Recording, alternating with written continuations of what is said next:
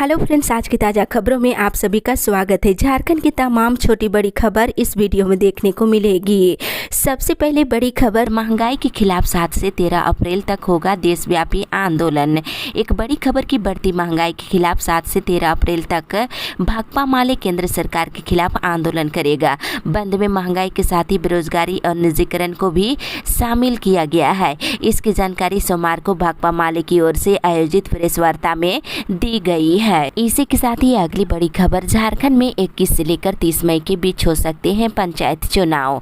इधर राज्य में पंचायत चुनाव 21 मई से 30 मई के बीच 4 चरणों में हो सकता है। हालांकि चुनाव की घोषणा अप्रैल महीने में ही कर दी जाएगी। पंचायती राज विभाग और राज्य निर्वाचन आयोग में इसे लेकर सैद्धांतिक सहमति बन चुकी है। इस पर राज्यपाल की स्वीकृति ली जानी है। हालांकि इसमें मामूली फेरबदल हो सकता है। बताया जा रहा है कि अब तक की तैयारी के अनुसार पहले चरण का मतदान 21 मई को हो सकता है।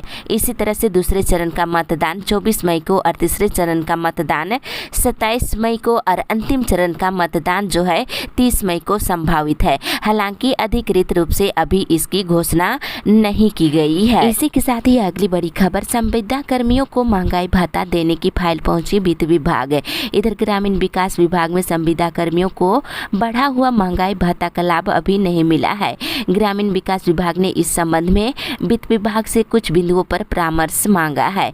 विभागीय पदाधिकारियों के अनुसार ये पूरी तरह से क्लियर नहीं है कि किन संविदा कर्मियों को बढ़ा हुआ डीए देना है। ऐसे में विभाग ने स्थिति स्पष्ट करने के लिए वित्त विभाग को पत्र लिखा है। इसी के साथ ही अगली बड़ी खबर, आंगनबाड़ी केंद्रों और स्कूलों के बीच होगा कोऑर्डिनेशन। इधर राज्य के आउट ऑफ स्कूल के बच्चों और अप्रवासी परिवार के बच्चों और विशेष आवश्यकता वाले बच्चों और कोरोना प्रभावित बच्चों को चिन्हित कर उनका एडमिशन डहर ऐप के माध्यम से सुनिश्चित कराया जाएगा। आंगनबाड़ी केंद्रों और उससे नजदीकी के स्कूलों के बीच समन्वय स्थापित की जाएगी। इसी के साथ ही अगली बड़ी खबर, मनरेगा मजदूरों की मजदूरी बढ़ाए सरकार, नहीं तो मजदूर करेंगे आंदोलन। इधर मनरेगा मजदूरों में मजदूरी को लेकर काफी नाराजगी है।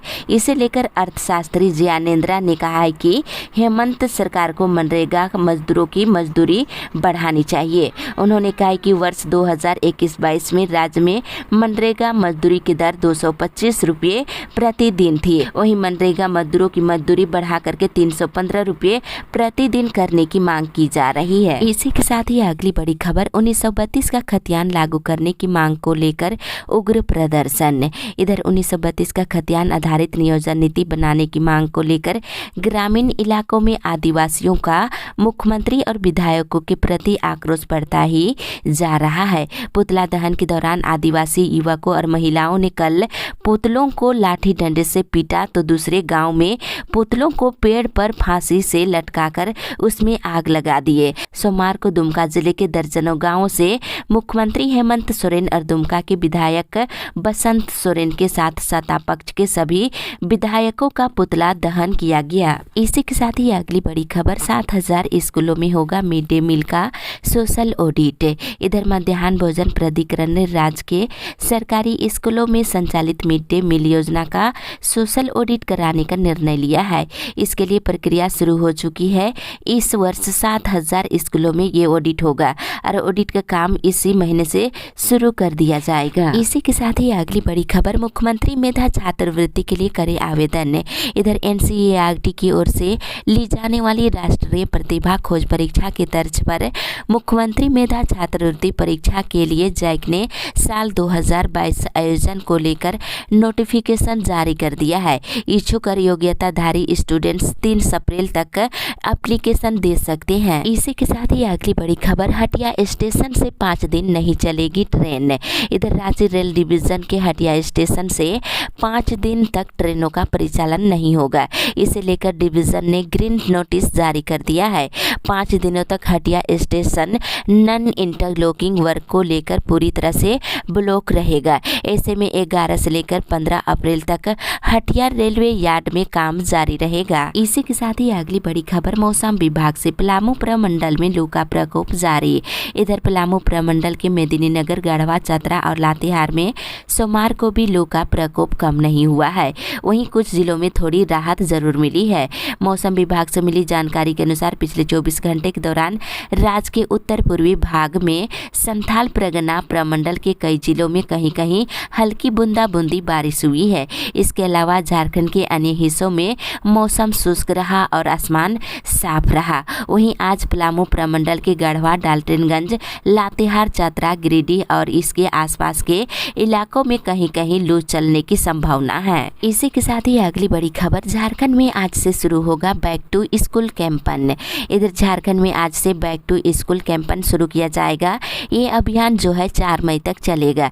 इसमें शिक्षक से लेकर जनप्रतिनिधि तक ड्रॉप आउट और स्कूली शिक्षा से वंचित बच्चों को विद्यालय से जोड़ा जाएगा। इस अभियान में ये सुनिश्चित किया जाएगा कि कोई भी बच्चा स्कूल अवधि में विद्यालय से बाहर ना रहे।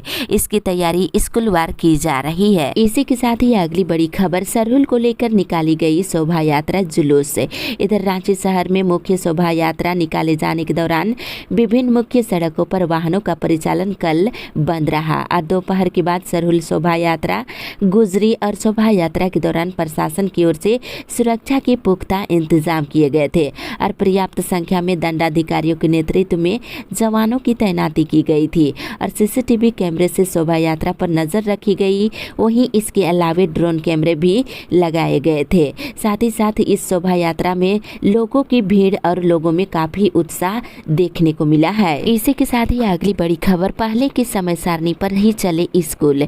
झारखंड राज्य प्राथमिक शिक्षक संघ राज्य शाखा ने स्कूली शिक्षा और साक्षरता विभाग के सचिव को आवेदन देकर के ग्रीष्मकालीन विद्यालय में समय सारणी पहले की तरह ही रखने की मांग की है।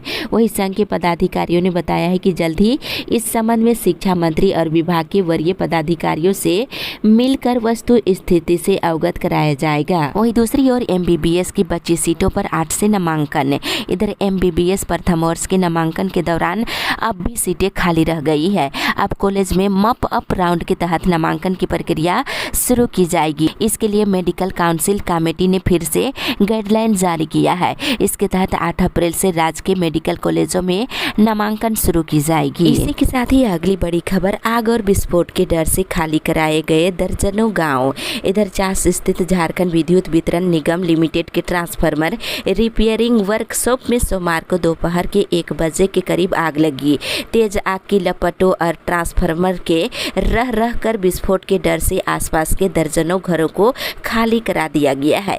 दोपहर में लगी आग के तेज लपटें शाम के 7 बजे तक उठती रही। इसी के साथ ही अगली बड़ी खबर, सेल में नए वित्तीय वर्ष में EL के बदले राशि का भुगतान शुरू।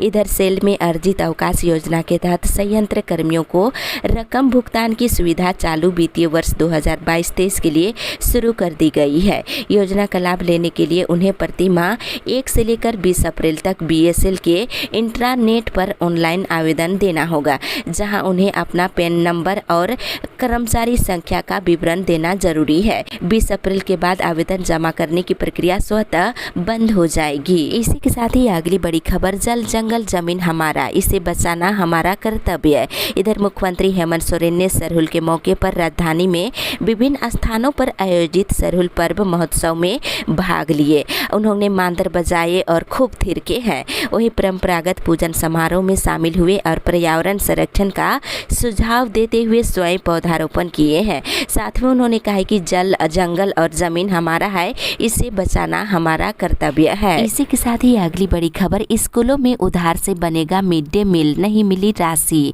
इधर झारखंड के सरकारी प्रारंभिक स्कूलों को मध्याह्न भोजन योजना के लिए राशि नहीं मिली है। अब अप्रैल में उधार के सामान से ही मिड डे मील बनाया जाएगा।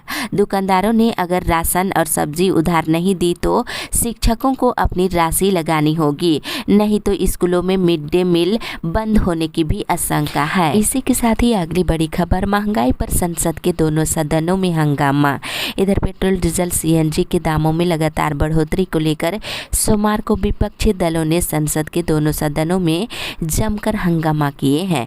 महंगाई से जुड़े मुद्दों पर चर्चा की मांग को लेकर विपक्षी दलों के विरोध के चलते राज्यसभा की कार्यवाही दिन भर के लिए स्थगित करनी पड़ी। दूसरी ओर फेरो स्क्रैप कर्मियों ने काला बिल्ला लगाकर किया विरोध प्रदर्शन।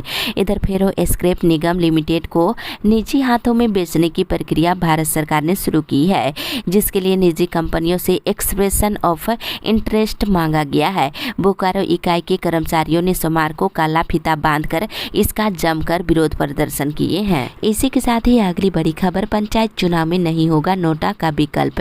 इधर चुनाव में नोटा का उपयोग कर कोई भी नागरिक उम्मीदवार को वोट नहीं देने का विकल्प चुन सकता है, लेकिन राज्य में प्रस्तावित त्रिस्तरीय पंचायत चुनाव में नोटा का विकल्प नहीं होगा। मतदाताओं को किसी न किसी उम्मीदवारों को अनिवार्य रूप से वोट देना होगा। राज्य निर्वाचन आयोग ने बैलेट पेपर को लेकर उपायुक्तों को दिए निर्देश में इसका उल्लेख किया है। वहीं दूसरी ओर राज्य सरकार ने कोरोना नियंत्रण के कार्य में लगने वाले तमाम कर्मियों को 1 महीने का अतिरिक्त वेतन देने का निर्णय लिया था।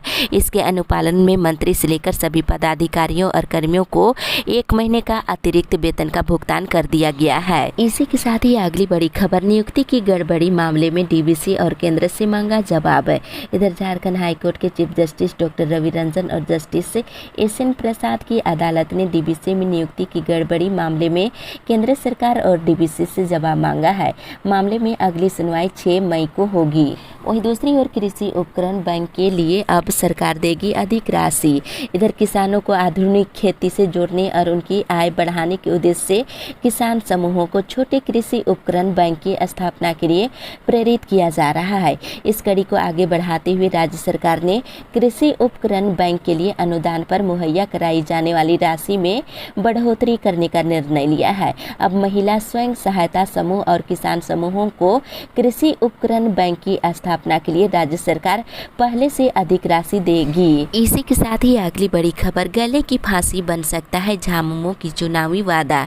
इधर 1932 के खतियान के आधार पर नियोजन नीति और स्थानीय नीति बनाने का झामुमो का चुनावी वादा उसके गले की फांसी बन सकता है। इस वादे को पूरा होने के दूर दूर तक का असर नहीं है। ये बात मुख्यमंत्री हेमंत सोरेन विधानसभा में भी कह चुके हैं, लेकिन आदिवासी इस मुद्दे को छोड़ने को तैयार नहीं है। हालांकि आदिवासियों के समक्ष विकल्प भी सीमित है। वे शिबू सोरेन को भगवान का दर्जा देते हैं और तीर धनुष के लिए वे जान देने को भी तैयार रहते हैं। इसी के साथ ही अगली बड़ी खबर, त्रिस्तरीय पंचायत चुनाव तैयारियों की डीसी ने की समीक्षा। इधर पाकुड़ संभागनालय सभागार में सोमवार को त्रिस्तरीय पंचायत चुनाव की तैयारियों को लेकर डीसी वरुण रंजन ने विभिन्न कोषांगों के नोडल पदाधिकारियों के साथ बैठक की और उन्होंने कहा कि नोडल पदाधिकारियों सहित अन्य कोषांगों के पदाधिकारियों को त्रिस्तरीय पंचायत चुनाव से संबंधित तैयारियों की समीक्षा करने के निर्देश दिए हैं। इसी के साथ ही अगली बड़ी खबर, देवघर के आंगनबाड़ी केंद्रों के बालवाड़ी बच्चों को नहीं मिल रहा भोजन। इधर कोविड पीरियड के लंबे समय के बाद इस साल के 26 जनवरी से आंगनबाड़ी केंद्रों को फिर से खोला गया है, लेकिन 26 जनवरी से ही आंगनबाड़ी केंद्र के बालवाड़ी के 3 से लेकर के 6 वर्ष के बच्चों को ना तो नाश्ता मिल रहा है और ना ही भोजन। बच्चों के आंगनबाड़ी में आने के बाद सुबह का नाश्ता और घर जाने से पहले पका हुआ भोजन दिए जाने का प्रावधान है। पोषाहार की राशि नहीं मिलने के कारण सेविकाएं नाश्ता और भोजन उपलब्ध नहीं करा पा रही है। इधर देवघर जिले के 1567 आंगनबाड़ी केंद्र के बालवाड़ी के बच्चों को भोजन नहीं मिल रहा है। इसी के साथ ही अगली बड़ी खबर, राज्य में पंचायत चुनाव जल्द कराने की मांग।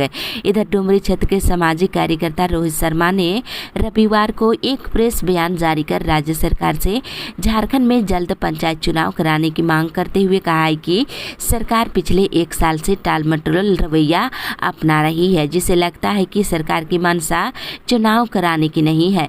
कहा है कि पंचायत चुनाव नहीं होने से पंचायतों में विकास कार्य ठप हो रही है। आदिवासी जमीन की होनी चाहिए रजिस्ट्री। इधर संथाल परगना संघर्ष मोर्चा के अध्यक्ष जवाहरलाल यादव ने एसपीटी एक्ट में संशोधन करने की मांग किए हैं। संथाल परगना में कोई भी व्यक्ति आदिवासी की जमीन को सस्ती दर पर नहीं खरीदे, इसके लिए भी कठोर कानून बनाने की मांग किए हैं। वहीं गैर आदिवासी की जमीन खरीदने वालों की रजिस्ट्री हो, इसकी भी व्यवस्था करने की मांग किए हैं, तभी यहाँ के लोगों का जीवन संवरेगा, वहीं झारखंड का भी विकास हो पाएगा। वहीं दूसरी ओर खतियान को आधार बनाकर बनाए नीति।